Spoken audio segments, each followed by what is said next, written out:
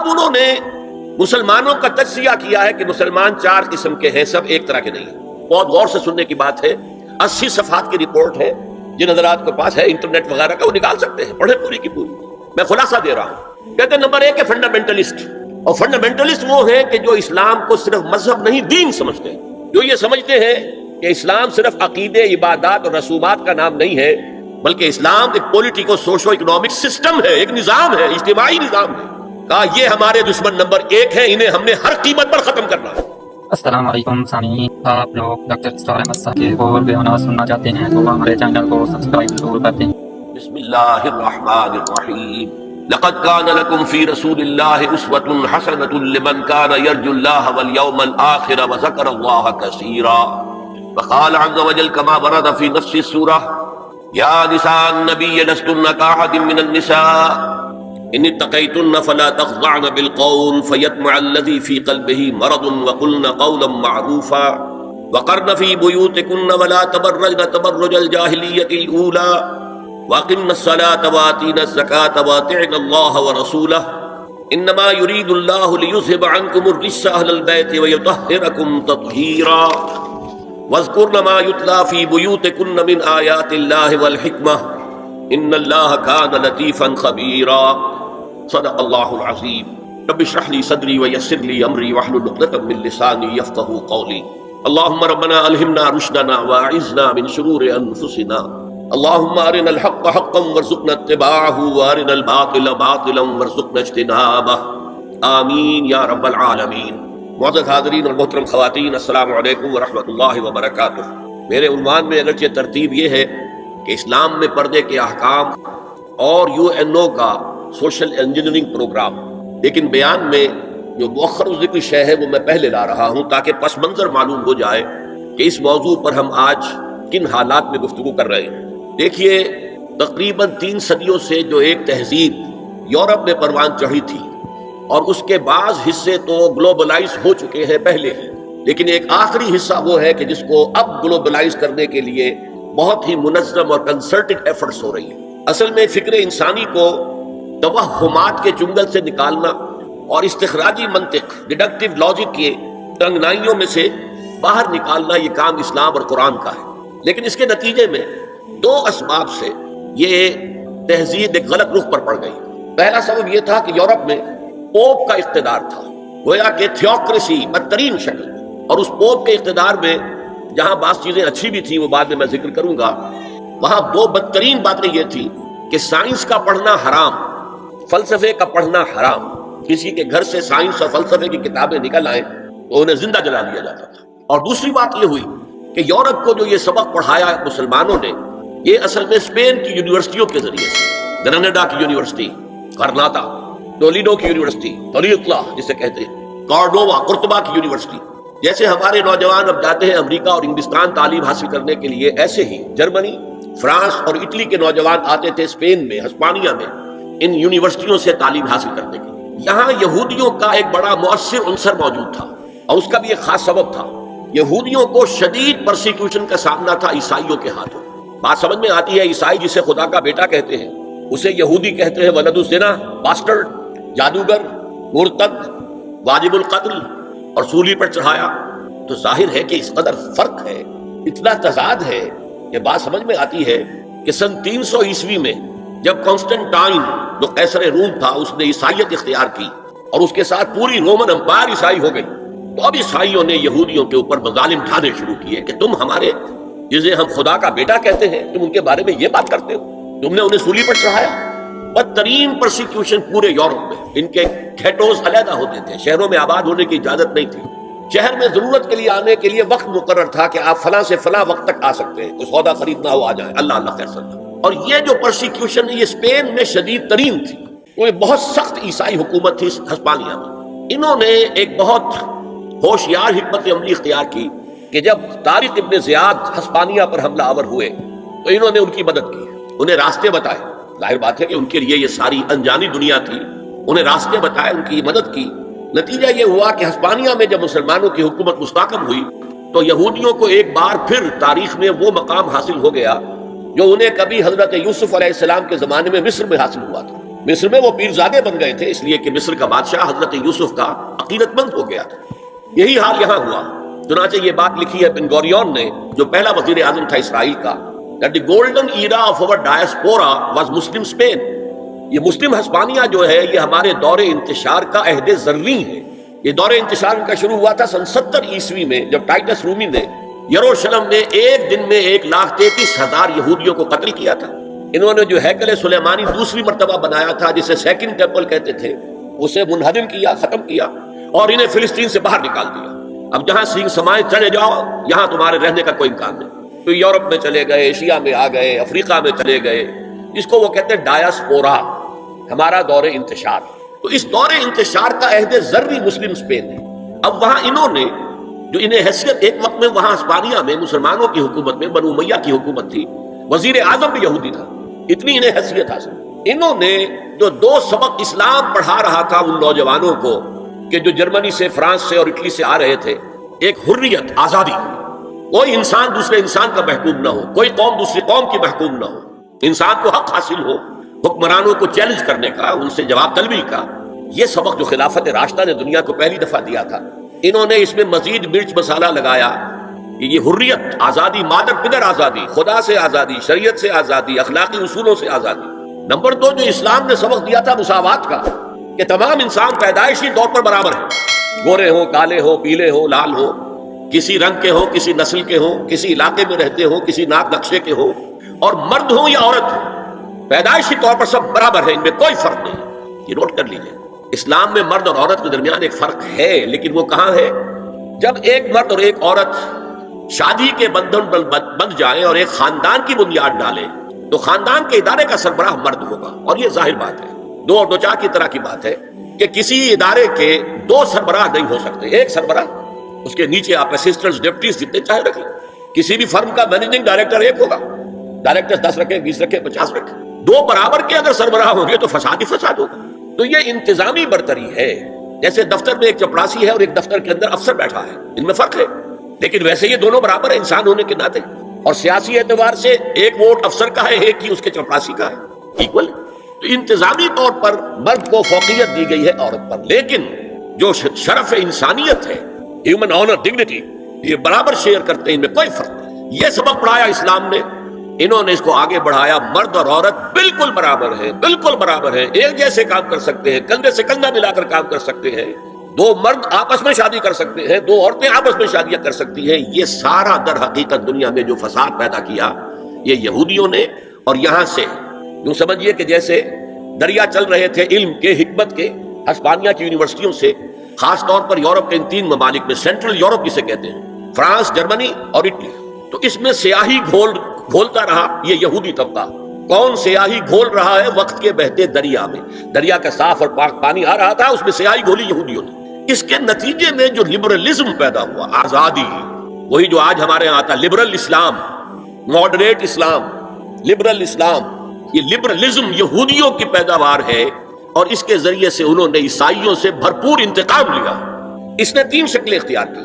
یہ علم جو تھا، جب پوپ کی طرف سے آزادی ہو گئی، اب سائنس پڑھنی شروع کر دی لوگوں نے، فلسفہ بھی پڑھ رہے ہیں، بڑے بڑے فلسفی پیدا ہو گئے، بڑے بڑے سائنسدان پیدا ہو گئے، سائنس کے نتیجے میں ٹیکنالوجی آ گئی، تو ظاہر بات ہے کہ اس سے یورپ کے اندر ایک پاور پوٹینشیل ڈیولپ ہو گیا، طاقت، قوت۔ لیکن یہ علم جو تھا یہ یک چشمی تھا، جیسے ہم کہتے ہیں دجال کی ایک آنکھ۔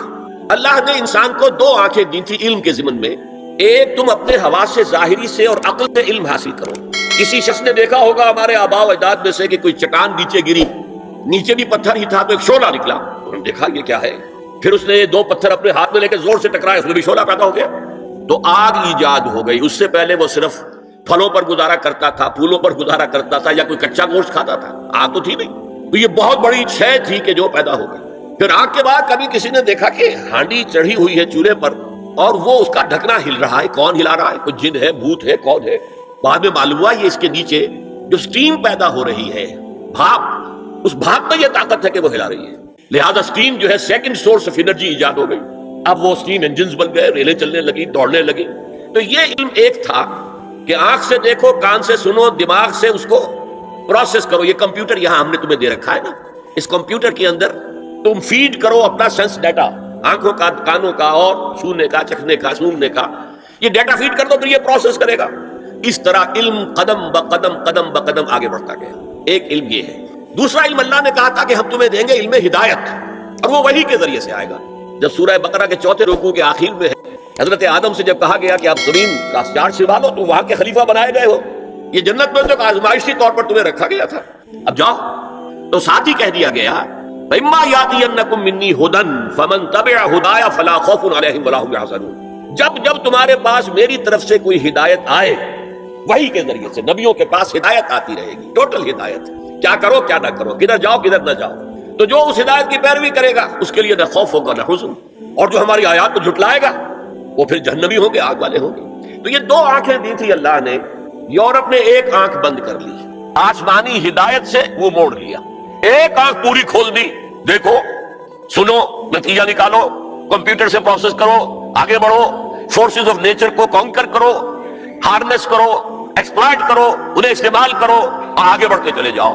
تو اس کو میں کہہ رہا ہوں یک چشمی علم، ایک آنکھ والا کانا علم ہے یہ، اس لیے کہ دوسرا جو علم ہدایت تھا وہی کا، اس سے انہوں نے آنکھ بند کر لی. اس نے دنیا کے اندر طاقت پکڑ کر وہ جو کچھ یہودیوں نے یورپ میں داخل کیا تھا اسے گلوبلائز کر دیا. وہ کیا ہے؟ چیزیں 3 ہیں. نمبر 1، سیاست، ریاست، حکومت، معاشرے سے خدا کا کوئی تعلق نہیں. ہیومن ساورنٹی، پاپولر ساورنٹی کی بنیاد پر جمہوریت ہوگی، سیکولرزم ہوگا. مذہب رہے گا بند، مسجدوں میں، مندروں میں، سینیگاگز میں، چرچز میں، جہاں چاہو جاؤ. لیکن دی پولیٹیکو سوشو اکنامک سسٹم، یہ کسی مذہب سے کوئی سروکار نہیں. ہم خود ساورن ہیں، اور ہم ساورن ہیں تو ہم جو چاہیں گے قانون بنائیں گے. یہ شے جس کا نام ہے جمہوریت بھی آپ اسے کہہ لیں، سیکولرزم بھی آپ اسے کہہ لیں، یہ گلوبلائز ہو چکا ہے پوری دنیا کا. جسے اقبال نے کہا تو سمجھتا ہے کہ آزادی کی ہے نیلم پری، یہ نیلم پری سب کی محبوبہ ہے. جمہوریت جمہوریت جمہوریت جمہوریت. ہمارے ہاں بھی بعض جو دانشور ہیں، کالم نویس، ان کا جو کالم ہے آخر میں آ کے وہ جمہوریت کی تان پہ ٹوٹ رہا ہے. یہ ہے اصل شے. ایک تو یہ ہے خدا سے بغاوت، کہ خدا صاحب آپ نہ ہماری پارلیمنٹ میں تشریف لائیے، نہ ہماری کورٹ میں آئیے، نہ ہمارے بازار میں آئیے، نہ ہمارے بینک میں آئیے، اور گھریلو نظام میں بھی نہ آئیے. بس آپ رکھے رہے مسجد میں، ہم آ کر ڈنڈوت کر لیں گے، رکوع سجود کر لیں گے، یا فلاں بت رکھا رہے مسجد میں، یہاں آئیں گے اسے سجدہ کر لیں گے. یہ تھی سب سے بڑی بغاوت تاریخ انسانی کی خدا کے خلاف، جس کا نام سیکولرزم اور ہیومن ساورنٹی، پاپولر ساورنٹی کی بنیاد پر جمہوریت. دوسری بات کیا تھی؟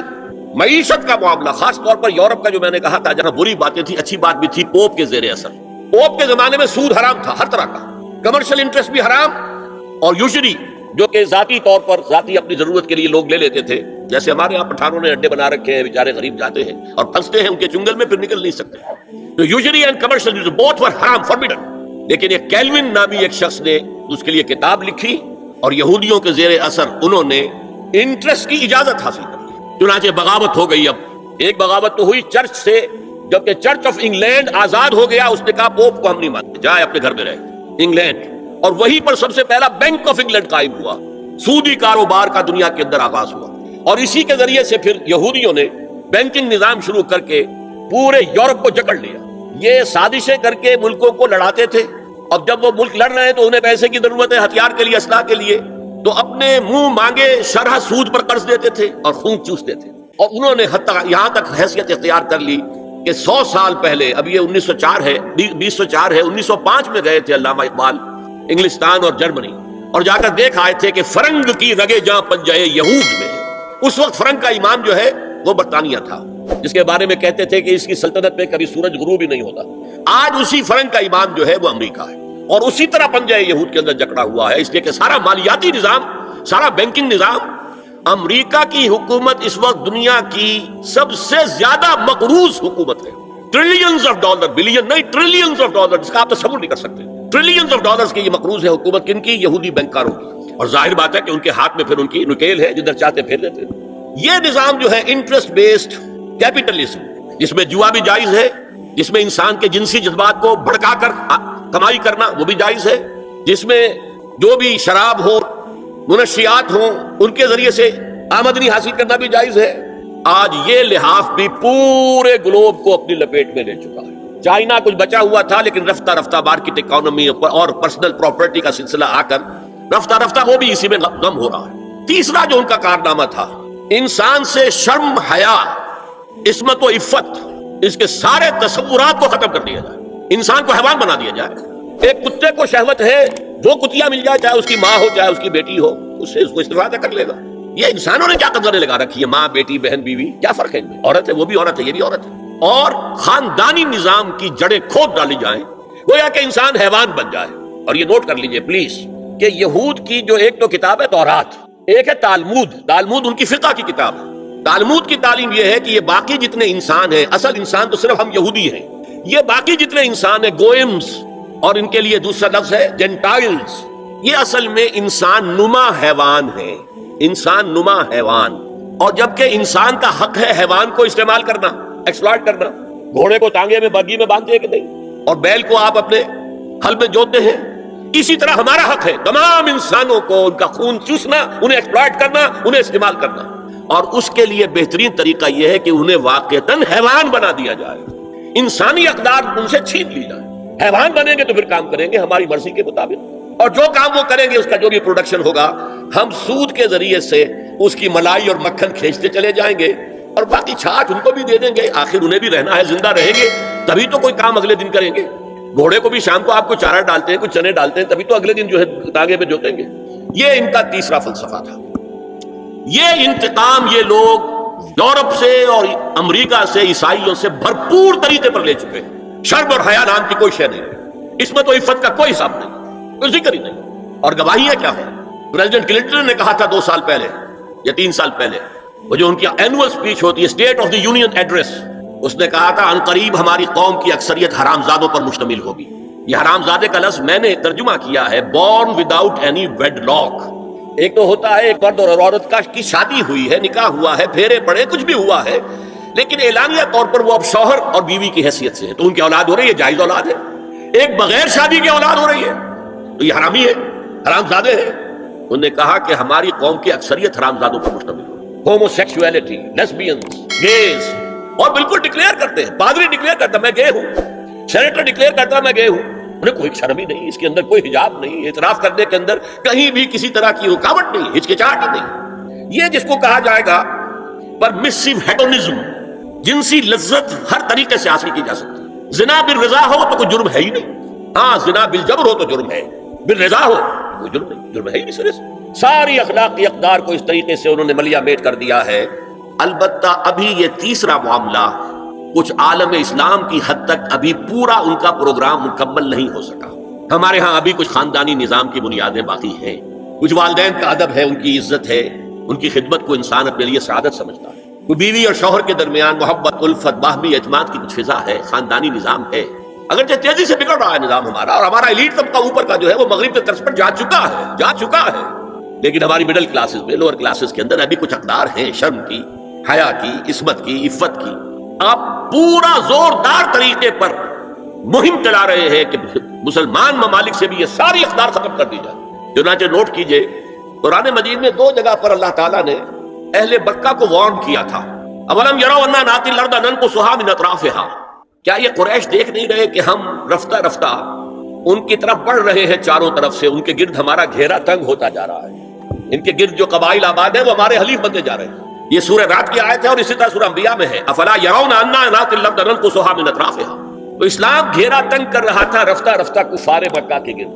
آج یہ برعکس ہے کہ یہ مغرب یہودیوں کی سازش کے تحت اور امریکہ کی عظیم قوت کو استعمال کرتے ہوئے، سول سپریم پاور آن ارتھ، آج یہ ہمارے گرد گھیرا تنگ کرتے چلے آ رہے ہیں کہ ہمارا معاشرتی نظام بھی تلپٹ ہو جائے، درہم برہم ہو جائے، ہماری اقدار بھی ختم ہو جائے، ہمارے ہاں بھی عورت اور مرد بالکل برابر ہونے کے مدعی ہو کر میدان میں آ جائیں، عورت مرد بن جائے، مرد عورت بن جائے، مردوں کی شادیاں ہو جائیں کہ ایک مرد شوہر اور ایک مرد بیوی، اور رجسٹر ہو جائے شادی۔ لیسبینز کی شادیاں ہو جائیں کہ ایک عورت شوہر، ایک عورت بیوی، اور رجسٹر ہو جائے شادی۔ یہ سارا کام ناتی الارض ننقصها من اطرافها، اس کی مثال کیا ہے کہ پہلے اس پروگرام کے تحت 1994 میں کانفرنس ہوئی قاہرہ میں، عرب ورلڈ کا وہ مرکز ہے، اس لیے کہ عربوں میں تعلیم کے اعتبار سے، ٹیکنالوجی کے اعتبار سے سب سے آگے مصری ہے، تو یہ چونکہ ان کا ثقافتی اعتبار سے امام ہے، وہاں جا کر انہوں نے ڈیرا لگایا اور ان افکار کی اور ان نظریات کا پرچار کا معاملہ کیا۔ دوسری 1 سال کے بعد کانفرنس کر دی بیجنگ میں، تاکہ ادھر سے اور ایک اور طرف سے گھیرا ڈالا جائے اور عالم اسلام کا جو یہ حصہ ہے ایشیا کا، اس کے اوپر اثر انداز ہوا جائے۔ اور اس کے بعد بیجنگ +5 کانفرنس ہوئی ہے، اور یہ ہوئی ہے United Nations assembly, United Nations organisation کی جنرل اسمبلی کے تحت، اور یہ ہوئی ہے جون سن 2000 میں۔ اب اس میں جو بھی ایک پرچہ تیار کیا گیا تھا ایجنڈے کے طور پر، اس میں جو سفارشات تھی وہ میں آپ کو بتا رہا ہوں۔ امپیکٹ ایک رسالہ نکلتا ہے لندن سے، اس سے میں نے یہ چیزیں لی تھی، اور انگریزی ہی میں ہم نے ایک دفعہ بڑی تعداد میں اس کو شائع کر کے تقسیم بھی کیا تھا، لیکن اس میں صرف آپ کو یہ بتا رہا ہوں کیا فیصلے تھے، کیا کرنا ہے۔ نام اس کا کیا تھا کانفرنس کا؟ Women 2000 gender equality development and peace for the 21st century. Preparatory document میں نمبر 1 ہومو سیکسولیٹی کو نارمل سیکسول اورینٹیشن قرار دیا جائے، کوئی جرم نہیں ہے۔ مرد مرد سے شہوت رانی کرے، عمل قوم لوط، یہ کوئی جرم نہیں، کوئی حرام نہیں، کوئی بری شے نہیں، نارمل اورینٹیشن ہے، یہ مزاج ہے۔ ایک شخص جو ہے عورت سے اپنی خواہش پوری کرنا چاہتا ہے، ایک مرد سے ہی کرنا چاہتا ہے، تمہیں کیا اعتراض ہے؟ ہومو سیکسول میرجز کو تسلیم کیا جائے، جو اب تسلیم ہو رہا ہے۔ یورپ کی کئی ریاستوں میں رجسٹریشن شروع ہو چکی ہے، امریکہ کی، یورپ میں تو پہلے سے ہے، اسکینڈینیوین ملکوں میں پہلے سے موجود ہے۔ نمبر 3 عورتیں گھر کا کام کاج کرنے سے انکار کر دیں یا اس پر ویج طلب کریں، مزدوری دو ہمیں، محنت دو تب ہم کام کریں گے۔ یہ چولہا جھونکنا، یہ روٹی پکانا، برتن دھونا، یہ اس کے لیے ہمیں اجرت چاہیے، لیبر۔ نمبر 4 عورتیں حمل اور وضع حمل کی جو تکلیف برداشت کریں، اس پر بھی شوہر سے اجرت لیں۔ نمبر 5 اگر کسی وقت کسی عورت کی طبیعت آمادہ نہ ہو ہم بستری کے لیے اور شوہر مجبور کرے تو اسے میریٹل ریپ قرار دیا جائے، یہ زنا بالجبر ہوگا جس کے سزا دی گئی۔ شوہر اور بیوی کا معاملہ ہے، وہ بیوی کی طبیعت کسی وجہ سے آمادہ نہیں ہے اور شوہر انسسٹ کر رہا ہے تو یہ میریٹل ریپ، شادی شدہ ریپ، شادی شدہ لوگوں کے مابین زنا بالجبر شمار ہوگا۔ نمبر 6 پروسٹیٹیوشن کو ایک باعزت پیشہ مانا جائے اور ان کو پروسٹیٹیوٹس نہ کہا جائے بلکہ سیکس ورکرز، سیکشول ورکرز۔ جیسے مرد ہے وہ اپنی جسمانی قوت استعمال کر رہا ہے، وہ اب چلا رہا ہے، کسی چلا رہا ہے، یا وہ کہیں اینٹیں ڈھو رہا ہے، یا کوئی اور دماغی صحت استعمال کر رہا ہے، ڈاکٹر بیٹھا ہے اس نے لکھ رہا ہے، فیس لے رہا ہے، عورت بھی اپنے جسم کے ایک عضو کو استعمال کر رہی ہے تو وہ سیکشول ورکر ہے اور وہ پیشہ ہے اور وہ باعزت ہے، اس پر قتل کوئی قدر نہ ہو۔ 7 وراثت اور طلاق میں بالکل برابری، کوئی فرق نہیں۔ اب یہ خاص چیز تو معلوم ہوتا ہے کہ اسلام ہی کو ہدف بنا کر انہوں نے ایجنڈے میں شامل کیا۔ اس کا نام ہے سوشل انجینئرنگ، معاشرتی تعمیر نو۔ پرانی تعمیر، وہ جو مولانا روم نے کہا تھا کہ اگر کوئی پرانی عمارت ہے نئی بنانی ہے تو پہلے گرانی پڑے گی، اولا تعمیر را ویرا کنن، تو پہلی تعمیر گرائیں گے تو دوسری بنے گی۔ لہذا یہ سارا سٹرکچر جو ہے سوشل، یہ ختم کر کے یہ نئی سوشل انجینئرنگ ہے جو ہمیں کرنی ہے، اور اس کا سب سے بڑا ٹارگٹ عالم اسلام ہے۔ اب اس میں دوسری بات سنیے، یہ کام تو سن 2002 سے بلکہ اس سے پہلے 94 میں، پھر 95 میں، پھر 2000 میں، یہ 3 کانفرنسیں ہوئی۔ ایک اب نیا آیا ہے شوشہ، اور وہ کیا ہے؟ رینڈ کارپوریشن ہے امریکہ کی ایک بہت بڑا تھنک ٹینک، سب سے بڑا، سب سے اونچا۔ اس کی سفارشات جو ہے وہ محکمہ دفاع کو جاتی ہیں، خارجہ محکمے کو جاتی ہیں، اور ان تھنک ٹینکس کے مشوروں پر اور تجاویز پر لوگ عمل کرتے ہیں۔ حکومت جو ہے ان کو غور سے دیکھتی ہے، عمل کرتی ہے۔ اب انہوں نے مسلمانوں کا تجزیہ کیا ہے کہ مسلمان 4 قسم کے ہیں، سب ایک طرح کے نہیں ہیں۔ بہت غور سے سننے کی بات ہے، 80 صفحات کی رپورٹ ہے، یہ نظر آپ کے پاس ہے انٹرنیٹ وغیرہ کا، وہ نکال سکتے ہیں، پڑھیں پوری کی پوری۔ میں خلاصہ دے رہا ہوں۔ کہتے ہیں نمبر 1 ہے فنڈامنٹلسٹ، اور فنڈامنٹلسٹ وہ ہیں کہ جو اسلام کو صرف مذہب نہیں دین سمجھتے ہیں، جو یہ سمجھتے ہیں کہ اسلام صرف عقیدے، عبادات اور رسومات کا نام نہیں ہے، بلکہ اسلام ایک پولیٹیکو سوشو اکنامک سسٹم ہے، ایک نظام ہے، اجتماعی نظام ہے۔ کہا یہ ہمارے دشمن نمبر 1 ہے، انہیں ہم نے ہر قیمت پر ختم کرنا ہے۔ They are the biggest challenge to our civilization, our culture, our system، ہماری تہذیب ان کے سب سے بڑے دشمن ہیں۔ نمبر 2 ٹریڈیشنلسٹ ہے، روایت پسند۔ یہ ہمارے علماء جو قال اللہ و قال رسول میں ہے، فقہ حنفی پڑھ رہے ہیں، یا کوئی اہل حدیث ہے تو کچھ اور چیز پڑھ رہے ہیں، وغیرہ وغیرہ۔ ان کا اصل جو مشغلہ ہے وہ دارالعلوم ہے، پڑھنا پڑھانا ہے، مساجد میں خطبہ دینا ہے، امامت کرانی ہے، اس سے آگے کا ان کے سامنے خود تو کوئی کانسیپٹ نہیں ہے، لہٰذا یہ ہمارے لیے خطرناک نہیں ہے، they are no challenge to us۔ لیکن اگر کبھی وہ فنڈامنٹلسٹ کے ساتھ مل گئے تو پھر بہت خطرناک ہے۔ کیوں؟ ان کے پاس عوام تک رسائی کا بہت بڑا ذریعہ ہے۔ ہر جمعے کو ایک اجتماع ہو رہا ہے، جلسہ ہو رہا ہے، چھوٹی سی جلسی کرنی ہو تو ہزاروں روپیہ خرچ کرنا پڑتا ہے، اشتہار ہے، پوسٹر ہے، فلاں ہے، فلاں ہے، چاہے وہ چھوٹی سی جلسی ہو، اور یہاں لوگ چلے آ رہے ہیں نہا دھو کر کپڑے بدل کر اچھے عطر بھی لگا کر آ رہے ہیں کچے دھاگے سے بندھے ہوئے، تو ان کے پاس تو بڑا ذریعہ ہے۔ یہ اگر فنڈامنٹل کے ساتھ مل گئے تو بہت خطرناک ہے۔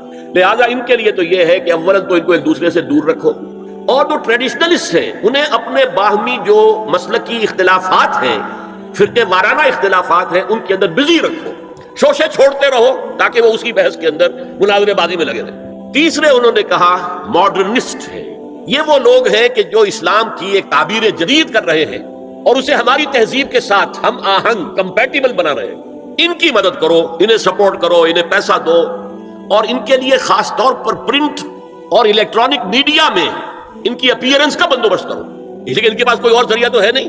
ان میں سے کسی کو کوئی مسجد میں خطیب بنا کر تو نہیں کھڑا کرے گا، بلکہ داخل بھی نہ ہو سکے شاید وہاں، تو ان کے لیے ذریعہ چاہیے تاکہ عوام تک پہنچے۔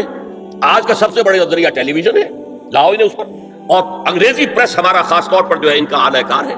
ان کے لیے یہ ہے کہ ان کی مدد کرو، سپورٹ کرو، اور انہیں پرنٹ اور الیکٹرانک میڈیا کے اندر انہیں ایکسپوژر دو۔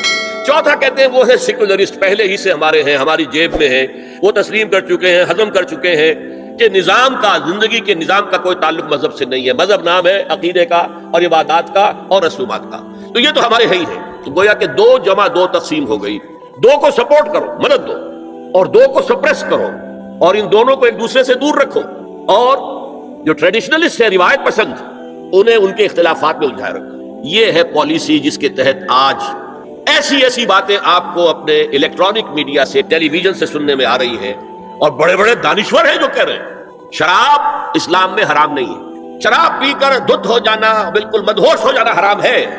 آپ کو معلوم ہے کہ وہاں بھی کہا جاتا ہے ڈرنکرز وہاں بھی پسند نہیں کیے جاتے، اتنے پینے والے کے ہوش کھو دیں، مغرب میں بھی پسندیدہ نہیں ہے، لیکن وہ کہتے ہیں کہ اصلاً شراب حرام نہیں ہے اسلام۔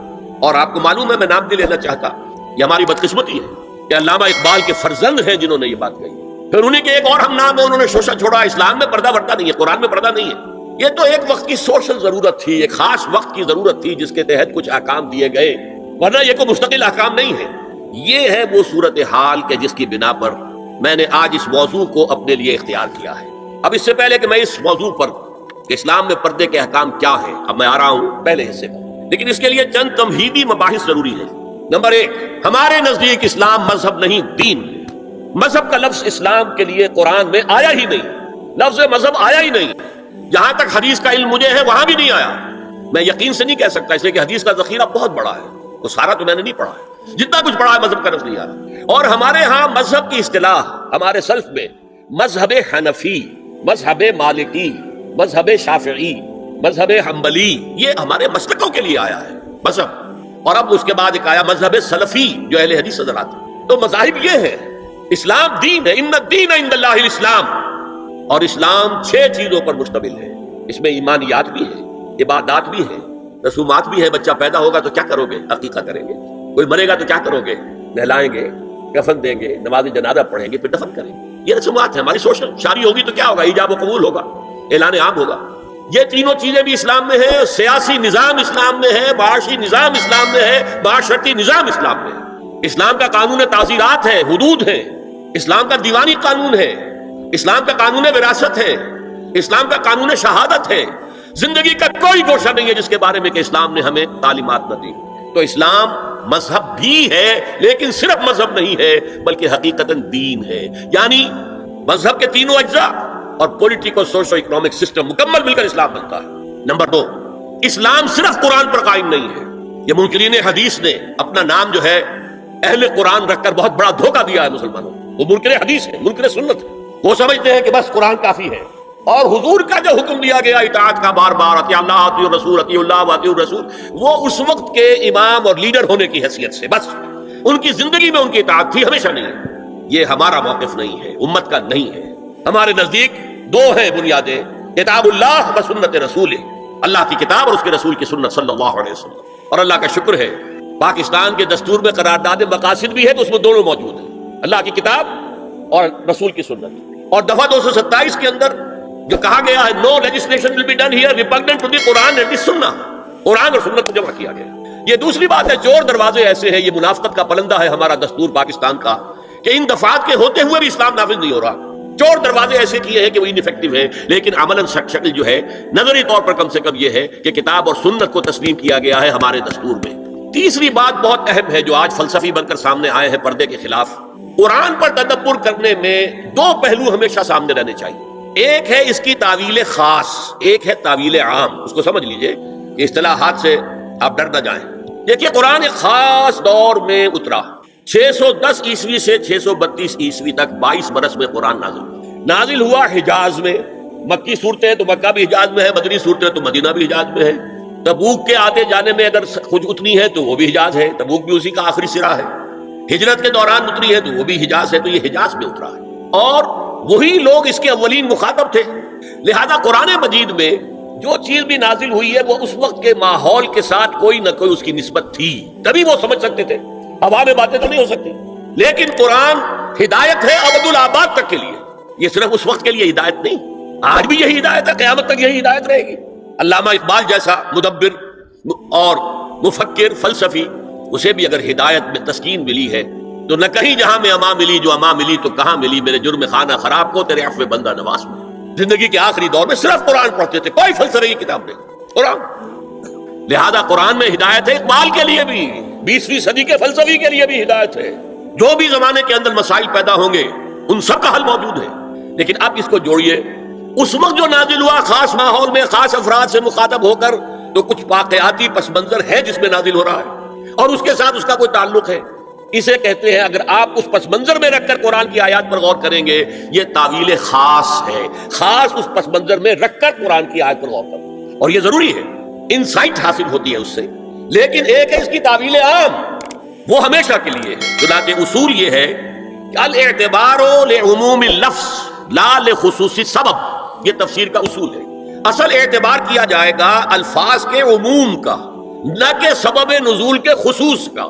اعتبار کیا جائے گا ہمیشہ کے لیے، جنرلائز کیا جائے گا، یہ احکام آئے ہیں اور ان کے الفاظ کو دیکھیں گے، ان پر نگاہیں جمائیں گے اور اس سے احکام نکالیں گے۔ تین باتیں ہو گئی، ایک اسلام صرف مذہب نہیں دین ہے، دوسرے اسلام صرف قرآن پر مبنی نہیں ہے، قرآن پر تو صرف قرآن پر تو نماز کا نظام بھی نہیں بنتا، دو آدمی جو ہے متفق نہیں ہو سکتے نماز پر اگر آپ سنت کو نکال دیں۔ کس دلیل سے مغرب کی 3 رکعتیں ہیں؟ کہیں لکھا ہے قرآن میں؟ سجدے کا ذکر ہے، رکوع کا ذکر ہے، فلاں کا ذکر ہے، لیکن کہیں ترتیب لکھی ہے کہ پہلے کھڑے رہو، تکبیر تحریمہ کہو، سورہ فاتحہ پڑھو، پھر یہ کرو کچھ، پھر رکوع میں جاؤ، پھر کھڑے ہو، پھر سجدے میں جاؤ، پھر بیٹھو، پھر سجدے میں جاؤ، پھر کھڑے ہو، یہ کہیں ترتیب لکھی ہے؟ یہ جو 1400 برس گزرنے کے باوجود انڈونیشیا کے آخری جزیرے سے لے کر موریتانیہ تک نماز کے بارے میں کیا اختلاف ہے؟ 5 نمازوں میں اختلاف ہے، رکعتوں کا اختلاف ہے، ہر رکعت کی ترتیب کا اختلاف ہے، کوئی اختلاف نہیں۔ زیادہ رفع یدین ہے یا نہیں ہے، بعد میں آمین زور سے کہنی ہے یا خاموشی سے کہ، بس میں یہ کہا کرتا ہوں، مجھے پہلا احساس ہوا تھا جب میں نے پہلا حج کیا 62 میں، وہاں جو نظر آیا نقشہ، خانہ کعبہ کے گرد کھڑے ہوئے، ایک سرکل، دوسرا، تیسرا، چوتھا، شیعہ بھی ہیں، سنی بھی ہیں، بریلوی بھی ہیں، دیوبندی بھی ہیں، اصحاب ظاہر بھی ہیں، خارجی بھی آ گئے ہیں، کوئی سب ہے، سب ہے، لیکن کہیں بھی نماز کی ڈرل جو ہے وہ نہیں ٹوٹتی۔ مطلب یہ کہ اگر کسی کا خیال یہ ہوتا کہ جیسے رکوع ایک ہے ایک رکعت میں تو سجدہ بھی ایک ہی ہے، تو وہ ایک سجدہ کر کے کھڑا ہو جاتا اور دوسرا سجدے کے اندر گرا ہوا ہوتا، تو ٹوٹ جاتی نا، جمعیت ختم۔ اور وہ کھڑے ہونے والا کہتا کہ یہ ناداں گر گئے سجدے میں جب وقت قیام آیا، اب تو کھڑے ہونے کا وقت تھا، یہ کیا دوبارہ سجدے میں گر گئے؟ کہیں نہیں۔ اتنے مسلک، اتنی قومیتیں، اتنی زبانیں، اتنے علاقے، نماز ایک ہی ہے، کہیں ڈرل نہیں ٹوٹتی، جمعیت ختم نہیں ہوتی۔ یہ سب سنت کی برکت ہے۔ تو اسلام کی بنیاد قرآن اور سنت پر ہے، اور قرآن سے تدبر کرنے کے لیے، قرآن پر اور استنباط کرنے کے لیے تعویل خاص پر بھی نظر ہونی چاہیے۔ You get the background جس کے اندر کہ وہ آیات نازل ہوئیں، ٹھیک ہے، لیکن ان کی عام تعویل کی جائے گی کہ یہ ہمیشہ کے لیے اس سے کیا قانون جو ہے وہ مستنبط ہوتا ہے۔ اب چوتھی بات دیکھیے، عرب کا جاہلی معاشرہ جو ہے اس کا معاشرتی نظام کیا تھا؟ کیا وہاں عورتیں ننگی رہتی تھیں؟ کیا وہاں کوئی خاندانی نظام نہیں تھا؟ یہ نہ سمجھیے کہ وہاں کوئی اس طرح کا معاملہ تھا کہ کوئی خلا تھا۔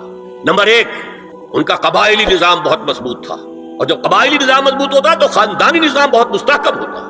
قبیلہ خاندانوں کے مجموعے کا نام ہے نا۔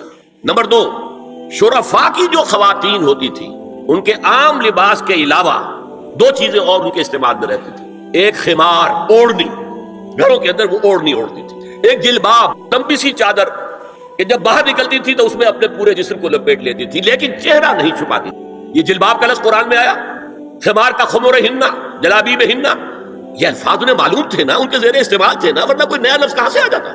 تو جلباب اور خمار ان کے لباس کا حصہ تھا، گھر میں اوڑھنی، اور باہر نکلے تو ایک بڑی چادر میں اپنے آپ کو لپیٹ لے، لیکن چہرہ نہیں چھپانا، سر کے اوپر بھی ضروری نہیں ہے کہ کوئی شے ہو۔ البتہ نہ گھر کے اندر کوئی مخلوط اجتماعات کی کوئی پابندی تھی، مرد ہیں عورتیں ساتھ ہیں، بیٹھے باتیں ہو رہی ہیں، خوش گپیاں ہو رہی ہیں، کھانا کھا رہے ہیں ساتھ مل کر، جیسے آج ویسٹ میں ہے، اور نہ ہی اور باہر جو ہے کوئی مخلوط جو ان کے اجتماعات تھے ان کے اوپر کوئی پابندی تھی، ایک جو ہے مخلوط معاشرہ تھا۔ لیکن نمبر 3، وہاں ایک طبقہ تھا کنیزوں کا، کنیزیں، باندیاں، عام خادمائیں، انہیں جاریات بھی کہہ دیتے تھے، چھوکریاں، ان کا جو ہے معاملہ یہ تھا کہ ان کے لیے نہ کوئی جلباب تھی، نہ کوئی خمار تھا، یہ ننگے سر، ننگے منہ، چہرہ کھلا ہوا آتی تھی، لباس کے بھی کوئی بہت زیادہ ان کے کوڈ نہیں تھے، بے پردگی، عریانی، بے حیائی اور بے شرمی، یہ سب ان میں تھا۔ یہاں تک کہ ان کے آقا ان سے پروسٹیٹیوشن بھی کرواتے تھے، جس کو کہ روکا ہے قرآن نے آ کر سورہ نور کے اندر، ذریعہ بناتے تھے آمدنی کا، میری کنیز ہے، کوئی اسے استعمال کرے، پیسے دے، کمائی ہے نا اس کی، میرے پاس آئے گی، میری کنیز۔ تو یہ پروسٹیٹیوشن، قہبہ گری جو ہے، یہ بھی ان کے اندر عام تھی۔ تو یہ 2 طبقے ہو گئے، شرفاء کی خواتین اور یہ عام چھوکریاں، خادمائیں، باندیاں، کنیزیں، جاریات، اور ان سے چھیڑ چھاڑ کرنے کا لوگوں کو حق تھا۔ وہ بازار میں نکلی ہے تو وہ چھیڑے گا، کیونکہ وہ تو ان کا معاملہ یہ ہے، پروسٹیٹیوشن کے لیے بھی جب آمادہ ہے، یا ایک ہے معاملہ چل رہا ہے پروسٹیٹیوشن کا بھی، تو چھیڑ چھاڑ کے اندر تو کوئی بھی رکاوٹ ہے ہی نہیں۔ اس پس منظر میں دیکھیے اسلام نے جو معاشرتی چینجز کی ہیں، جو معاشرتی اصلاحات کی ہیں، ان کے ہدف کیا ہے؟ پہلا ہدف مضبوط خاندانی نظام۔ یہ خاندانی نظام شروع ہوتا ہے ایک مرد اور ایک عورت کے درمیان ازدواج سے، اور وہاں نکاح ہوتا تھا۔ ان دونوں کے درمیان جتنی محبت ہوگی، جتنا قرب ہوگا، جتنا باہمی اعتماد ہوگا، اتنا ہی خاندان مضبوط ہوگا۔ اس لیے کہ یہ فرسٹ ڈائمنشن ہے خاندان کی، شوہر اور بیوی۔ اب شوہر اور بیوی کو اللہ نے اولاد دے دی، second dimension has been added now. استحکام خاندان کے لیے ضروری ہے کہ اولاد والدین کا ادب کرے، ان کی خدمت کرے ان کے بڑھاپے میں۔ یہ کہنے کی ضرورت نہیں تھی کہ اولاد سے محبت کرو، اولاد کی محبت تو دل میں ہے ہی ہے، اور اس کے لیے تو یہ کہنا پڑتا زیادہ محبت نہ کرو، زیادہ لاڈ پیار کرو گے بگڑ جائیں گے، ان کے محبت کی وجہ سے حرام میں منہ نہ مارو، انہیں اچھا کھلانا، اچھا پہنانا، یہ روکا گیا ہے۔ کہیں نہیں کہا گیا اپنی اولاد سے محبت کرو، وہ تو ہے، کریں گے، ہاں، لیکن بوڑھے والدین، قرآن میں 5 جگہ اللہ کے حق کے فوراً بعد والدین کا حق ہے۔ وَقَضَىٰ رَبُّكَ أَلَّا تَعْبُدُوا إِلَّا إِيَّاهُ وَبِالْوَالِدَيْنِ إِحْسَانًا أَنِ اشْكُرْ لِي وَلِوَالِدَيْكَ۔ دیکھیے سورہ لقمان میں، أَنِ اشْكُرْ لِي، شکر کرو میرا، میں خالق ہوں تمہارا، رب ہوں تمہارا، وَلِوَالِدَيْكَ، اور اپنے والدین کا، کیونکہ وہ ذریعہ بنے ہیں تمہارے اس دنیا میں آنے کی، اور تم جب چھوٹے سے تھے انہوں نے پالا پوسا ہے، اپنا پیٹ کاٹ کر تمہیں کھلایا ہے، اپنی رات کی نیندیں حرام کر کے تمہیں پالا ہے، لہذا وَقَضَىٰ رَبُّكَ أَلَّا تَعْبُدُوا إِلَّا إِيَّاهُ وَبِالْوَالِدَيْنِ إِحْسَانًا۔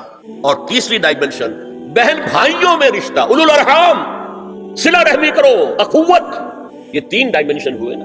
ہمارا سپیس کا تصور کیا ہے؟ 3 ڈائمنشنل سپیس، چوڑائی، لمبائی اور اونچائی یا گہرائی۔ تو یہ 3 ڈائمنشنز ہے خاندان کے ادارے کی، اس میں سے بقیہ 2 پر میرا گفتگو کا موضوع نہیں ہے، پہلا جو ہے وہ گفتگو کا اصل موضوع ہے۔ اگر شوہر اور بیوی کے درمیان اعتماد نہ ہو، شوہر کو یہ یقین نہ ہو کہ میں جب باہر جاتا ہوں میری بیوی کیا کرتی ہے، اور بیویوں کو یہ یقین نہ ہو کہ میرا شوہر جب باہر جاتا ہے تو کیا کرتا ہے، اگر بد اعتمادی ہو جائے، اگر شوہر کی نگاہ میں کوئی اور عورت جو ہے وہ آ گئی ہے، پھب گئی ہے، اب اس کی توجہ اپنی بیوی پر سے ہٹ جائے گی، اسے خواب میں وہی آئے گی، یہ بانڈ آف لو کمزور ہو گیا۔ اگر باپ کو یہ یقین نہ ہو کہ یہ اولاد میری ہی ہے، تو وہ خاندان کا ادارہ دراڑیں پڑ گئی ہیں۔ لہذا اس خاندان کے ادارے کو مضبوط رکھنے کے لیے سب سے اہم کام کیا ہے کہ جتنی بھی سیکشول اٹریکشن ہے یہ 2 صنفوں میں، مرد اور عورت، یہ سینٹرڈ رہے، مرکوز رہے شوہر اور بیوی کے درمیان، انتشار نہ ہو، نگاہ ادھر سے ادھر نہ جائے، بلکہ ان کی پوری توجہ، آپس میں اعتماد ہو، آپس میں محبت ہو، اور اسی سے خاندان جو ہے اس کی چولیں مضبوط رہیں گی۔ دوسرا ہدف کیا ہے؟ مردوں اور عورتوں کے مابین ان کی جسمانی اور نفسیاتی ساخت کے مطابق جداگانہ ذمہ داریاں ڈال دی گئی۔ کون انکار کر سکتا ہے کہ عورت کا جسم کچھ اور ہے، مرد کا کچھ اور ہے، عورت کی نفسیات کچھ اور ہے، مرد کی نفسیات کچھ اور ہے، ان دونوں کے اندر زمین و آسمان کا فرق ہے۔ عورت کا حسن کیا ہے؟ نزاکت میں، وہ بھاری بھرکم ہو اور بہت تگڑی ہو، جسیم ہو تو پہلوان تو ہوگی، لیکن وہ کوئی اچھی مطلب یہ کہ خاتون نہیں سمجھی جائے گی۔ اور مرد کا حسن، اس کی وجاہت جسمانی طاقت میں ہے، زمین و آسمان کا فرق ہے، اللہ نے بنایا۔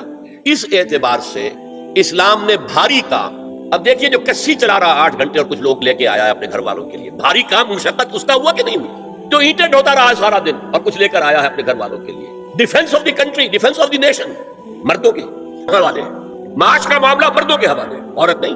ظلم ہے عورت پر کہ معاش کی ذمہ داری پر اس پر ڈال دی جائے. اس پر ذمہ داری ڈالی ہے، مشقت ہے حمل کو برداشت کرنا. حملتہ امہ وہنا علی وہن وفصالہ فی عامین، بچے کو دودھ پلانا. رات کو بچہ روتا ہے تو ماں جاگتی ہے، باپ تو نہیں جاگتا. ماں اپنی نیند حرام کر دے گی، باپ کو وہ خود کہے گی کہ اس کو ڈسٹربنس نہ ہو، یہ سوئے تاکہ کل جائے کام پر جا سکے، محنت اور مشقت کر سکے. تو حال جو ہے کسی قوم کا وہ مردوں کے حوالے، اور مستقبل عورت کے حوالے. مستقبل ہے نیکسٹ جنریشن، وہ کہاں سے آئے گی؟ وہ عورت کے رحم میں پرورش پائے گی. یہ مستقبل ہے آپ کا، یہ عورت کی گود میں پرورش پائے گی. تو مستقبل کا سارا بوجھ عورت پر، حال کی ساری ذمہ داریاں، معاش، ڈیفنس، ہر شے مرد کے اوپر. نمبر 3 جو ہدف ہے بہت بڑا بہت بڑا بہت بڑا، جنسی انضباط، سیکس ڈسپلن، زنا کی روک تھام. لا تقربوا الزنا انہ کان فاحشۃ وساء سبیلا. زنا کے قریب تک نہ پھٹکو. یہ نہیں کہا کہ لا تزنوا، نہیں، قریب تک نہ پھٹکو. جیسے کہ یہ فیصل آباد کا ہمارا گول چکر ہے اور 8 بازار آ رہے ہیں. اب کوئی سرکاری پروگرام یہ ہے کہ اس گول چکر تک، چوک تک کوئی بھی جلوس نہ پہنچے، تو 8 بازاروں کو بند کرو گے نا. لہذا دور دور تک اللہ تعالیٰ نے وہ حدیں لگا دی ہیں کہ زنا کی ترغیب نہ ہو، زنا کے راستے جو ہے وہ مسدود ہو جائے. اور زنا کے بارے میں اب دیکھیے، یہ اس دور کی انٹلیکچوئل خیانت، ڈس آنیسٹی کا سب سے بڑا معاملہ ہے. جدید نفسیات کا بابا آدم مانا جاتا ہے فرائڈ، اور فرائڈ کے نزدیک انسان کے محرکات عمل میں سب سے زیادہ طاقتور، سب سے زیادہ پوٹنٹ سیکس ہے. مارکس نے قرار دیا پیٹ کو معاشی ضرورت، فرائڈ نے کہا نہیں، سیکس ہے اصل شے، اصل محرک انسان میں. یہاں تک کہتا ہے ایڈیپس کمپلیکس، باپ اگر محبت بھری نگاہ سے بیٹی کو دیکھ رہا ہے تو یہ بھی سیکس ہے، اور ماں اگر بیٹے سے محبت کر رہی ہے تو یہ بھی سیکس ہے. انا للہ و انا الیہ راجعون. ان کمبختوں کا اصل یہ معاملہ ہے کہ ایک شے پر نگاہ جم گئی تو سب کچھ اسی کے گرد گھما دیا. مطلب بات غلط نہیں ہے. Sexual motive one of the most important motives, no doubt about it. اگر یہ نہ ہو، اگر عورت میں مرد کے لیے اٹریکشن نہ ہو، اگر عورت کو مرد کی احتیاج نہ ہو، تو تمدن ختم ہو جائے. کون شادی کا کھکیڑ مول لے گا؟ ایک پیٹ پالنا اور ہے، خاندان کی ذمہ داری اور ہو جائے گی. یہ اس قدر زبردست جو ہے یہ موٹیویشن کے اندر جذبہ ہے اور اٹریکشن ہے شدید. اس اعتبار سے یوں سمجھیے، جتنا زوردار گھوڑا ہو اتنی ہی زوردار لگام چاہیے اگر ڈسپلن میں رکھنا چاہتے ہیں. لہٰذا اس سیکس کو ڈسپلن میں لانے کے لیے کہ قانونی تعلق ہو ایک مرد اور عورت کے درمیان، ازدواج ہو، شادی ہو جائے، یا دوسرا راستہ وہ بھی تھا جو آج کل نہیں رہا، باندھی ہو کسی کی، ملک یمین ہو، ان کے اندر سیکشول انٹرکورس جو ہے وہ ہو اور اس سے باہر نگاہ بھی نہ جائے. اس زنا کے بارے میں حضور نے جو اچھا، ایک تو میں آپ کو بتاؤں کہ قرآن اور حضور دونوں کس قدر حقیقت پسند ہیں. سورہ آل عمران میں فرمایا زُيِّنَ لِلنَّاسِ حُبُّ الشَّهَوَاتِ مِنَ النِّسَاءِ وَالْبَنِينَ وَالْقَنَاطِيرِ الْمُقَنطَرَةِ مِنَ الذَّهَبِ وَالْفِضَّةِ وَالْخَيْلِ الْمُسَوَّمَةِ وَالْأَنْعَامِ وَالْحَرْثِ. انسان کے اندر محبت پلا دی گئی ہے، مزین کر دی گئی ہے. کن کن چیزوں کی؟ سب سے پہلے عورت، سب سے امپورٹنٹ موٹیو عورت، پھر بیٹے، پھر ڈھیروں مال، سونا چاندی، اعلیٰ گھوڑے نشان زدہ، اور مال مویشی اور کھیتی، لیکن سب سے پہلے زُيِّنَ لِلنَّاسِ حُبُّ الشَّهَوَاتِ مِنَ النِّسَاءِ وَالْبَنِينَ وَالْقَنَاطِيرِ الْمُقَنطَرَةِ مِنَ الذَّهَبِ وَالْفِضَّةِ وَالْخَيْلِ الْمُسَوَّمَةِ وَالْأَنْعَامِ وَالْحَرْثِ. اسی طرح دیکھیے حضور صلی اللہ علیہ وسلم فرماتے ہیں، یہ مسند احمد میں بھی حدیث ہے اور حاکم اور بیہقی نے بھی، عن انس ابن مالک رضی اللہ تعالی عنہ قال قال رسول اللہ صلی اللہ علیہ وسلم حبب الی النساء والطیب وجعلت قرۃ عینی فی الصلاۃ. اس تمہاری دنیا میں سے مجھے 3 چیزیں محبوب کر دی گئی. حبب الیہ، نمبر 1 نساء. کوئی جھجک کی ہے آپ نے بیان کرنے میں؟ ہم شاید یہ جملہ کہتے ہوئے جھجکیں گے، اللہ کا رسول نہیں. حقیقت ہے، اس کا اعتراف کرو. بہت مضبوط موٹیو، اس میں کوئی شک نہیں، کوئی شک نہیں، کوئی شک نہیں. حبب الی النساء والطیب، خوشبو، وجعلت قرۃ عینی فی الصلاۃ، اور میرے آنکھوں کی ٹھنڈک نماز میں ہے. اسی طرح خود قرآن میں سورہ احزاب میں جب حضور سے کہا گیا کہ اب بس جتنی شادیاں ہو چکی تھیں آپ نے کر لی ہیں، اب آئندہ نہ کیجیے، وہاں بھی صاف الفاظ آئے ہیں. اللہ کو بھی واللہ لا یستحیی من الحق، اللہ کو حق بات کہنے میں کوئی حیا یا کوئی جھجک نہیں ہے. وَلَوْ أَعْجَبَكَ حُسْنُهُنَّ، اے نبی چاہے عورتوں کا حسن جو ہے وہ آپ کو بھلا لگے، لیکن اب آئندہ شادی نہیں. یہ میں تائید کر رہا ہوں فرائڈ کی. اس گدھے نے جو آگے تک پہنچا دیا ہے معاملہ، وہ ہے غلط.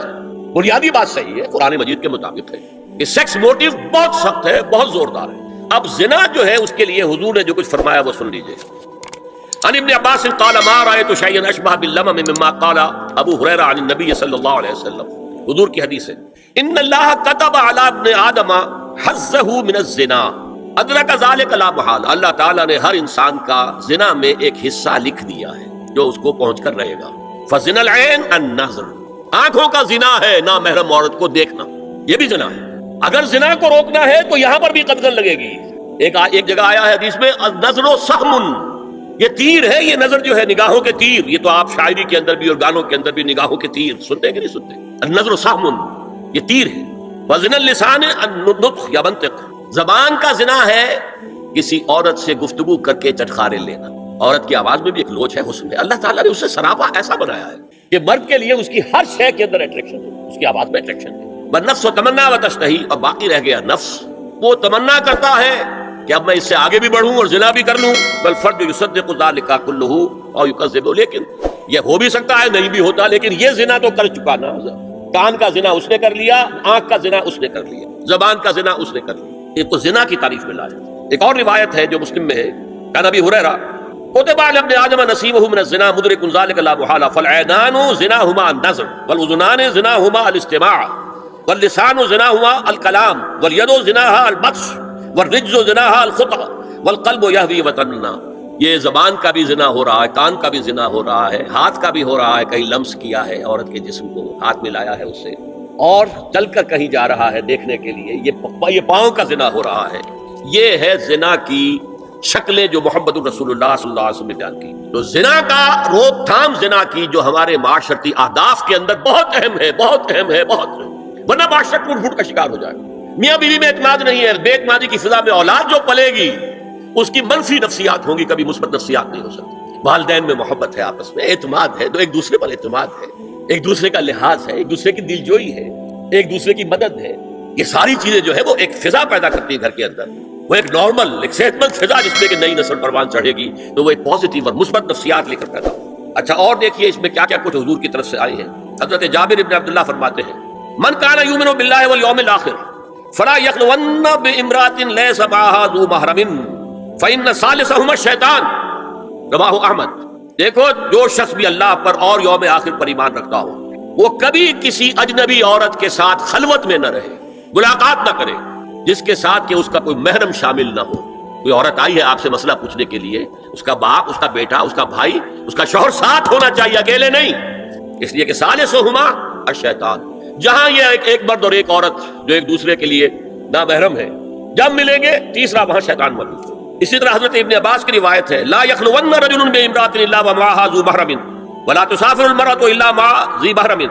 کوئی مرد کسی عورت کے ساتھ خلوت میں نہ ہو، اکیلے نہ ہو، مگر یہ کہ اس عورت کے ساتھ اس کا محرم موجود ہو، اور کوئی عورت سفر نہ کرے جب تک کہ اس کے ساتھ محرم موجود نہ ہو. اب آئیے چھٹی بات، اسلام میں جو اصلاح کی گئی ہے مختلف میدانوں میں اس کے دو اصول ہیں. نمبر ایک، تدریج سے اصلاح ہوتی ہے، ایک دم نہیں. نمبر دو، اصلاح کا عمل گھر سے شروع ہونا چاہیے. Charity begins at home. اب میں مثلا مثال دے رہا ہوں، دیکھیے شراب کی حرمت کے ضمن میں 3 درجوں میں حرمت ہوئی ہے. سورہ بقرہ میں فرمایا گیا یسألونک عن الخمر والمیسر قل فیہما اسم کبیر ومنافع للناس واسمہما اکبر من نفعہما. بات ختم. اے نبی آپ سے پوچھ رہے ہیں شراب اور جوئے کے بارے میں، سے کہہ دیجیے ان دونوں میں بہت بڑے گناہ کی بات ہے، اگرچہ لوگوں کے لیے کوئی نفع بھی ہے لیکن ان کا گناہ نفع سے بہت بڑھ کر ہے. اشارہ دے دیا. بہت سے صحابہ نے اسی آیت پر شراب نوشی ترک کر دی. جو معلوم ہوا which way the wind is blowing، اب ہوا کا رخ کیا ہے، کہاں جا رہی ہے ہوا. پھر آگے سورہ نساء میں آیت آگے ولا تقربوا الصلاۃ وانتم سکارى. دیکھو اگر تم نشے کے اندر ہو شراب کے تو نماز کے قریب مت جاؤ. پتہ نہیں تم کیا کہنا شروع کر دو، تو غالب کی عشقیہ غزلی پڑھنی شروع کر دو کھڑے ہو کر، کیا پتہ. ایک اور مل گیا پوائنٹر، نماز جیسی شے سے روکنے والی شے جو عماد الدین ہے وہ تو بہت بری شے ہوئی، بہت سے لوگوں نے اس کے بعد چھوڑ دی. پھر آخری آیت آئی ہے یا ایھا الذین آمنوا انما الخمر والمیسر والانصاب والازلام رجس من عمل الشیطان. یہ شیطانی اعمال ہے، گندگی کے اعمال ہیں. فاجتنبوہ لعلکم تفلحون، تو اس سے بچو، اجتناب کرو تاکہ تم فلاح پاؤ. انما یرید الشیطان ان یوقع بینکم العداوۃ والبغضاء فی الخمر والمیسر. یہ شیطان یہ چاہتا ہے کہ شراب اور جوئے کے ذریعے سے تمہارے مابین دشمنی پیدا کر دے. شراب میں آدمی لڑ پڑا، جوئے کے اندر بھی ہارتا ہارتا ہارتا آخر کھڑا ہو جاتا، مار پیٹ کے اوپر تیار، ہلاک کرتا. فرمایا کہ انما یرید الشیطان ان یوقع بینکم العداوۃ والبغضاء فی الخمر والمیسر ویصدکم عن ذکر اللہ وعن الصلاۃ فہل انتم منتہون. اور باز آتے ہو کہ نہیں. یہ بڑا دھمکی کا انداز ہے. اب کچھ لوگ کیا کہتے ہیں جی یہاں پہ حرام کا لفظ تو نہیں آیا، انا للہ و انا الیہ راجعون، ہل انتم منتہون، باز آتے ہو کہ نہیں. اس سے زیادہ روکنے کا کوئی معاملہ ہو سکتا ہے؟ اور حدیث میں اندر رسول آ گیا ما اسکرا کثیرہ فقلیلہ حرام، جو شے اگر زیادہ مقدار میں ہو اور نشہ لے آئے تو اس کی تھوڑی مقدار بھی حرام ہے، شراب کا ایک قطرہ بھی حرام ہے۔ لیکن آج کہہ رہے ہیں شراب تو حرام ہے ہی نہیں، تاکہ مغرب مان لے کہ ہاں یہ تو بڑے ماڈریٹ لوگ ہیں، بڑے لبرل لوگ ہیں، روشن خیال ہیں، یہ کوئی دقیانوسی نہیں ہے، یہ فنڈامنٹلسٹ نہیں ہے۔ اسی طریقے سے یہ جو معاشرتی معاملے میں اصلاح کا دائرہ شروع ہوا ہے، اس میں ہم دیکھتے ہیں کہ ابتدا میں ازواج مطہرات سے خطاب ہے، جسے دلیل بنا لیا بعض لوگوں نے، یہ احکام تو صرف ازواج مطہرات کے لیے ہے، حالانکہ میں نے اصول پہلے بتا دیا، چیریٹی بگنز ایٹ ہوم۔ جیسے حضور فرماتے تھے انا اول المسلمین، دیکھو میں تمہیں اسلام کی دعوت دے رہا ہوں، سب سے پہلا مسلمان میں خود ہوں، انا اول المومنین، میں تمہیں ایمان کی دعوت دے رہا ہوں، پہلا مومن میں ہوں۔ تو جب تک انسان اپنے کردار سے بات واضح نہ کرے تو واز جو ہے وہ مفید نہیں ہوتا، مؤثر نہیں ہوتا۔ لہذا سب سے پہلے بات جو کی گئی وہ کی گئی ہے حضور کی ازواج مطہرات سے۔ اب اس ضمن میں جو اصلاحی اعمال آئے ہیں، احکام، ان کو نوٹ کر لیجئے۔ ان کا آغاز ہوا ہے تدریجی اعتبار سے سورہ احزاب سے، اور سورہ احزاب سن 5 ہجری میں جو ہے نازل ہوئی ہے۔ ان کی تکمیل ہوئی ہے سورہ نور میں جو سن 6 ہجری میں نازل ہوئی۔ اور ایک بہت خوبصورت بات کہی، یہ مولانا امین حسن اصلاحی نے مجھے بتایا کہ ان کے استاد حمید الدین فراہی نے یہ کہا کہ سورہ احزاب میں گھر سے باہر کے پردے کا بیان ہے اور سورہ نور میں گھر کے اندر کے پردے کا بیان ہے۔ تو اصلاحی صاحب کہتے تھے کہ اس جملے نے میری آنکھیں کھول دی اور قرآن مجید روشن ہو گیا میرے سامنے، ورنہ اگر یہ بات سامنے نہ ہو تو آدمی اٹکتا ہے، جگہ جگہ پر اشکالات پیدا ہوتے ہیں۔ دیکھیے سورہ احزاب میں کیا کیا گیا۔ نمبر 1، پہلے خطاب ازواج مطہرات سے، بعد میں عموم عام کر دیا گیا۔ نمبر 2، بتایا گیا کہ عورت کا اصل کردار کیا ہے، اس کی اصل جگہ کیا ہے، گھر۔ نمبر 3، استیزان کے حکم کا آغاز ہو گیا کہ گھروں میں اجازت لیے بغیر داخل نہ ہو، لیکن یہاں بھی صرف نبی کے گھر کی بات ہوئی ہے، عام نہیں۔ پھر محرموں کی ایک چھوٹی فہرست ہے جو سورہ احزاب میں آ گئی ہے، اور گھر سے باہر کے پردے کا حکم آ گیا، یہ سورہ احزاب میں۔ سورہ نور میں استیزان اب عام کر دیا، کسی بھی گھر میں داخل مت ہو جب تک اذن نہ لے لو۔ یہ دیکھیے تدریج، پہلے حضور کے گھروں میں داخل نہ ہو، اب کسی بھی گھر میں داخل نہیں ہو سکتے بغیر استیزان کے۔ اور احادیث مبارکہ میں اتنی سختی آئی ہے، میں بعد میں آپ کو بتاؤں گا۔ دوسرے یہ کہ گھر کے اندر پردہ جو محرموں سے پردہ ہے، محرموں سے پردہ، محرم کون ہوتا ہے یہ سمجھ لیجئے۔ محرم وہ ہے جس سے کبھی بھی کسی شکل میں کسی حالت میں شادی نہ ہو سکے۔ اب ایک آدمی جو ہے اس کے گھر میں فرض کیجئے کہ ایک بہن ہے، تو اس بہن کی دوسری بہن سے وہ شادی نہیں کر سکتا، لیکن اگر وہ بیوی مر گئی تو کر سکتا ہے کہ نہیں؟ اس لیے وہ محرم نہیں ہے، نامحرم، سالی نامحرم ہے۔ آپ کا بھائی ہے، اس کی بیوی ہے، بھابھی ہے آپ کی، آپ دیور ہیں، بھابھی سے شادی تو نہیں کر سکتے، لیکن اگر بھائی کا انتقال ہو جائے تو آپ شادی کر سکتے ہیں۔ تو شادی ہو سکتی ہے تو وہ محرم نہیں ہوا، وہ نامحرم ہے۔ محرم صرف وہی ہے جس سے کبھی کسی حال میں شادی کا امکان نہ ہو۔ اس کی ابتدائی فہرست جو ہے سورہ احزاب میں ہے، تفصیلی فہرست جو ہے وہ سورہ نور میں ہے۔ اب دیکھیے گھر کے اندر بیٹھنے سے متعلق کیا بات کہی گئی۔ بزار اور ترمذی میں حضرت عبداللہ ابن مسعود سے نبی ایک کا یہ ارشاد نقل ہوا ہے، ان المرأۃ عورۃ، عورت چھپا کر رکھنے کی چیز ہے۔ ہمارے ایک نوجوان ساتھی نے ایک دفعہ مضمون لکھا تھا بڑا پیارا، انہوں نے کہا کہ قرآن مجید میں جو اشارات ہیں، حور مقصورات فی الخیام، وہ حوریں جو ہوں گی وہ خیموں کے اندر ہوں گی، وہیں رہیں گی، قصر کہتے ہیں روک دینے کو، باہر نہیں نکلتی، مقصورات فی الخیام، حوروں کا کأنہن لؤلؤ مکنون، ایسے ہوں گے کہ جیسے کہ موتی جسے چھپا کر رکھا جائے۔ عورت چھپا کر رکھنے کی شے ہے، المرأۃ کلھا عورۃ، عورت کہتے ہیں اس کو ہے جسے چھپا کر رکھا جائے۔ ان المرأۃ عورۃ فاذا خرجت، جب وہ گھر سے نکلتی ہے، استشرفھا شیطان، اب شیطان جو ہے اس کو طاق میں رکھتا ہے۔ واقرب ما تکون بروحۃ ربھا وہی فی قعر بیتھا، وہ اپنے رب کی رحمت سے قریب ترین ہوتی ہے جبکہ اپنے گھر کے بھی کسی اندرونی حصے میں، صحن میں ہوگی تو شاید ادھر ادھر کے کوٹھوں سے نظر پڑ جائے۔ اسی لیے فرمایا مردوں کے لیے مسجد میں نماز افضل 28 گنا، اور عورت کے لیے گھر کی نماز مسجد سے افضل، گھر کے صحن کی مسجد سے افضل، دالان کی صحن سے افضل، کمرے میں اس سے افضل، اور کمرے کی کوئی بغلی کوٹھڑی ہے تو اس میں سب سے افضل۔ یہ احادیث نبی اکرم صلی اللہ علیہ وسلم، مزاج ہے نا، اس سے بن رہا ہے، ایک معاشرت وجود میں آ رہی ہے۔ یہ ساری چیزیں کیوں آ رہی ہیں؟ اور سنیے، عبداللہ ابن احمد ابن حنبل نے زوائد الزہد میں اور ابن ابی شیبہ نے، ابن سعد نے اپنی کتابوں میں مسروق کی روایت نقل کی ہے کہ حضرت عائشہ جب تلاوت قرآن کرتے ہوئے اس آیت پر پہنچتی تھی وَقَرْنَ فِي بُيُوتِكُنَّ، تو بے اختیار رو پڑتی تھی۔ قرآن کہتا ہے اپنے گھروں میں رہو۔ حضرت عائشہ نے شہادت عثمان کے بعد باہر نکل کر لشکر کی قیادت کی، پھر ساری عمر افسوس رہا کہ میں نے غلط کہا۔ دیکھیے کیا معاملہ تھا، حضرت علی رضی اللہ تعالیٰ سے جنگ کی تھی، 10,000 آدمی ایک رات میں مرے، لیکن حضرت علی کا کردار کیا تھا؟ یہ نہیں کہ اب عائشہ شکست ہو گئی ہے تو لوڈی بنا لو، انا للہ و انا الیہ راجعون۔ اتنا احترام کیا ہے، مدینے کی چند عورتوں کو ساتھ دے کر بڑے احترام سے مدینے پہنچا دیا، وہاں کی عورتوں، کوفے کی عورتوں کو ساتھ دے کر، اور صرف یہ کہا کہ آپ کی یہ ذمہ داری نہیں تھی، آپ نے یہ ذمہ داری خام خواہ لے لی، صرف یہ، اور کچھ نہیں، کوئی برابر نہیں۔ حافظ ابو بکر بزار حضرت انس سے روایت کرتے ہیں کہ عورتوں نے حضور سے عرض کیا کہ ساری فضیلت تو مرد لوٹ کے لے گئے، وہ جہاد کرتے ہیں، خدا کی راہ میں بڑے بڑے کام کرتے ہیں، ہم کیا عمل کریں کہ ہمیں بھی مجاہدین کے برابر اجر مل سکے؟ جواب میں آپ نے فرمایا من قعدت منکن فی بیتہا فإنہا تدرک عمل المجاہدین، تم میں سے جو شخص اپنے گھر میں بیٹھی رہے گی وہ مجاہدین کا اجر حاصل کر لے گی۔ یہ ایک ہوا کا رخ ہے، بتایا جا رہا ہے، یہ نظام ہے جس کو اس شکل میں دیا جا رہا ہے۔ اب میں چاہتا ہوں سورہ احزاب کی جو آیات ہیں ان کے حوالے سے کچھ باتیں جو حکمت دین کی ہیں اور بہت اہم ہے وہ آپ کے سامنے آ جائیں۔ دیکھیے، میں نے سب سے پہلے آیت پڑھی تھی لقد کان لکم فی رسول اللہ اسوۃ حسنہ، اے مسلمانوں تمہارے لیے اللہ کے رسول کی زندگی میں ایک بہترین نمونہ ہے، اسوہ حسنہ ہے۔ ایک بات اس میں غور طلب ہے، مردوں کے لیے تو اسوہ کامل ہے، مرد اگر سپہ سالار ہے تو اسوہ موجود ہے حضور کا، مرد اگر صدر ریاست ہے، خلیفہ ہے تو اسوہ موجود ہے رسول کا، کوئی قاضی القضات ہے تو اسوہ موجود ہے رسول کا، کوئی کسی مسجد میں خطیب ہے، امام ہے تو اسوہ موجود ہے، باپ کی حیثیت سے اسوہ موجود ہے، شوہر کی حیثیت سے اسوہ موجود ہے کہ نہیں؟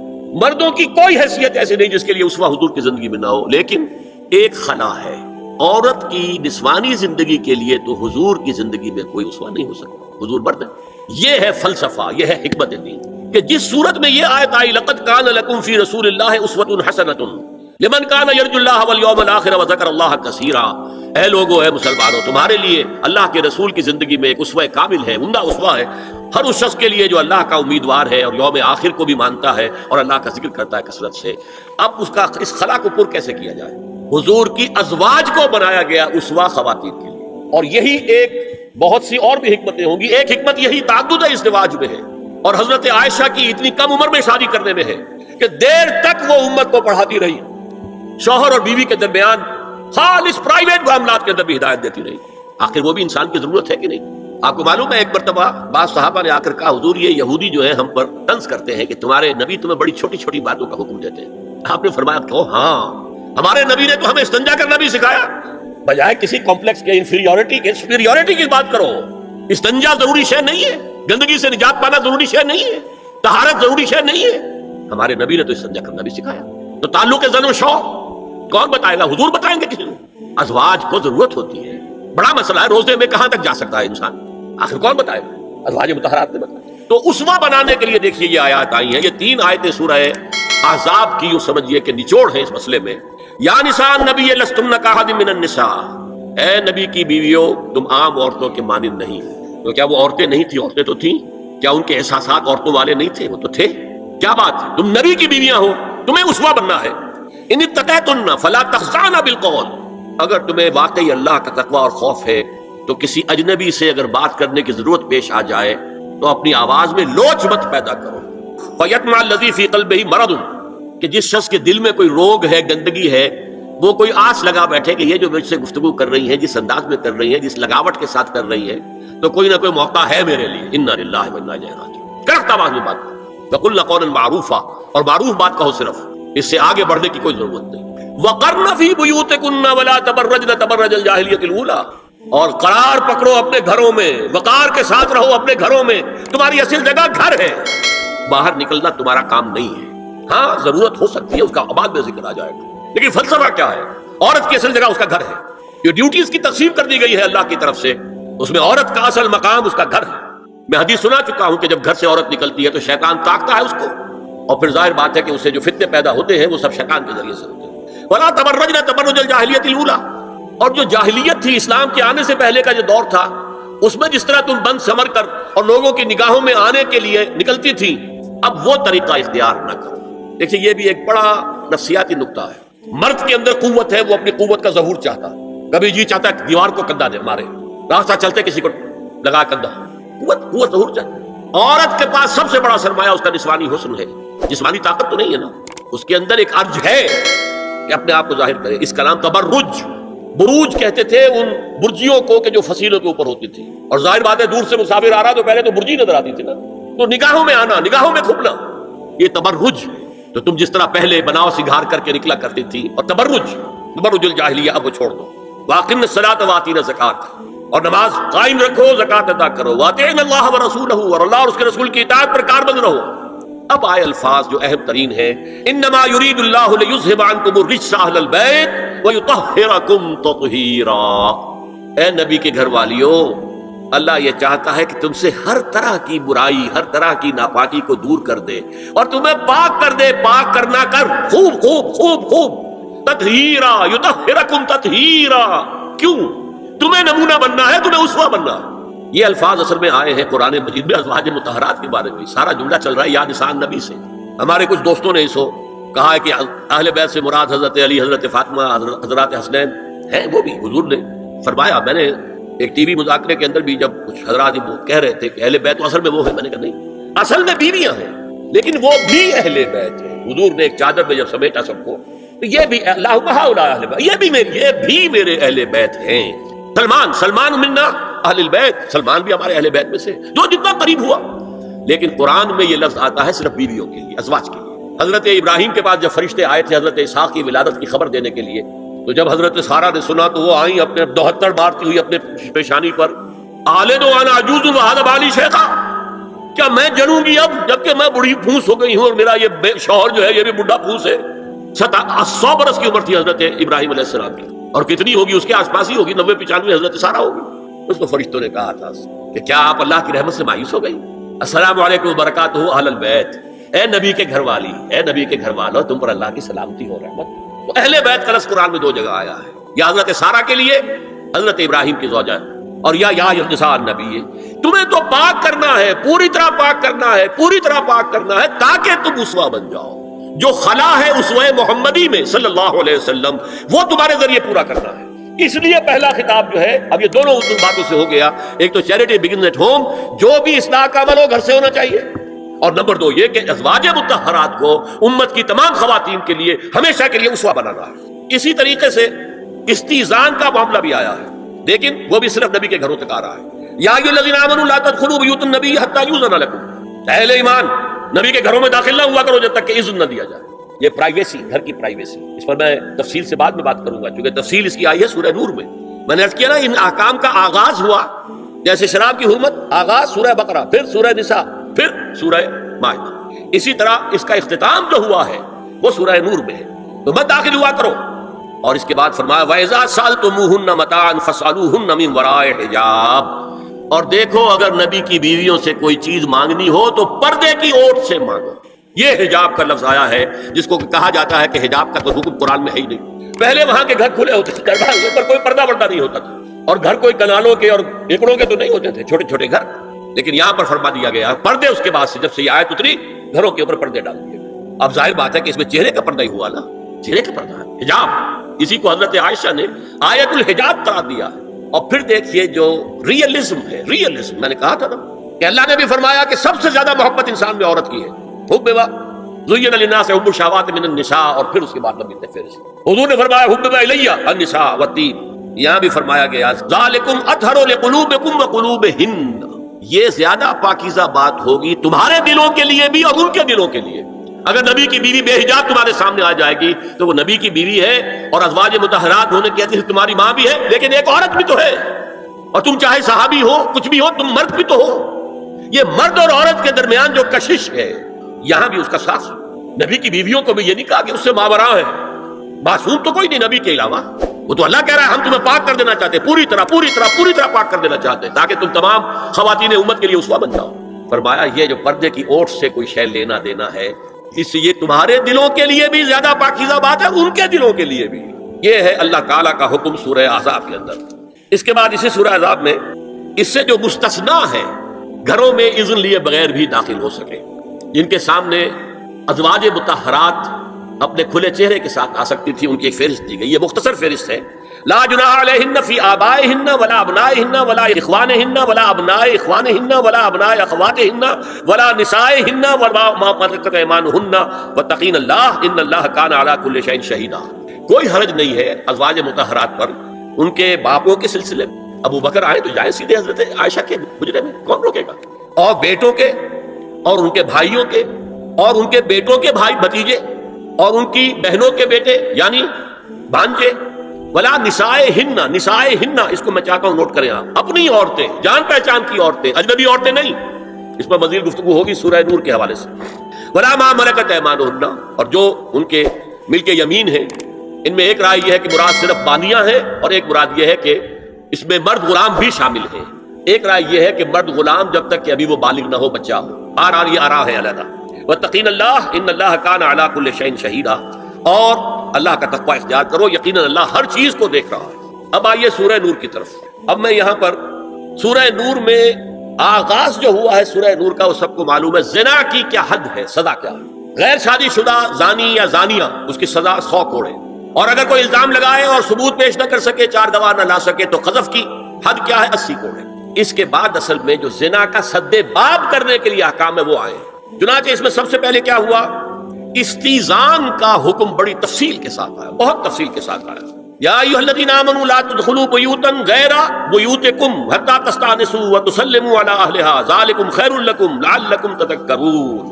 اہل ایمان مت، ہرگز مت داخل ہو اپنے گھروں کے علاوہ کسی اور گھر میں جب تک کہ تم ان کے ساتھ مانوس نہ ہو جاؤ، اذن نہ لے لو، ان پر سلام نہ کرو، یہی تمہارے لیے بہتر ہے. اس کے بعد تفصیل آئی ہے، اس میں اس وقت نہیں جا رہا ہوں.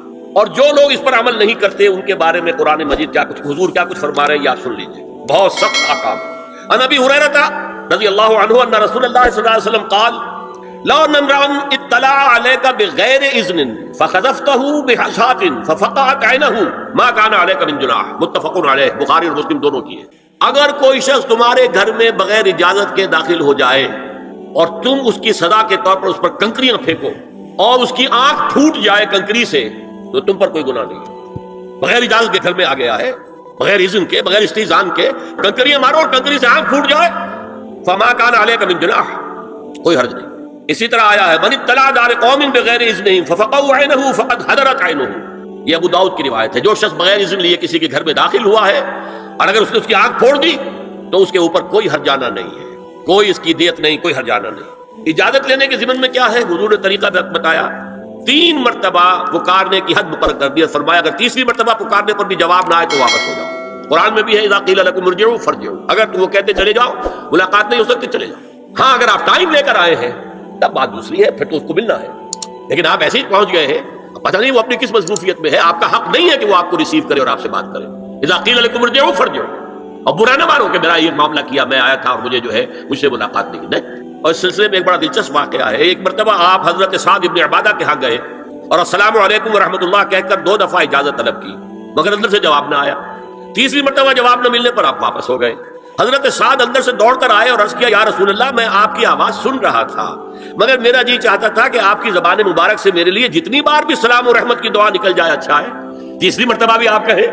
پھر دوڑ کر آئے اور لپٹ گئے حضور سے صلی اللہ علیہ وسلم. یہ ہے استئذان کا معاملہ.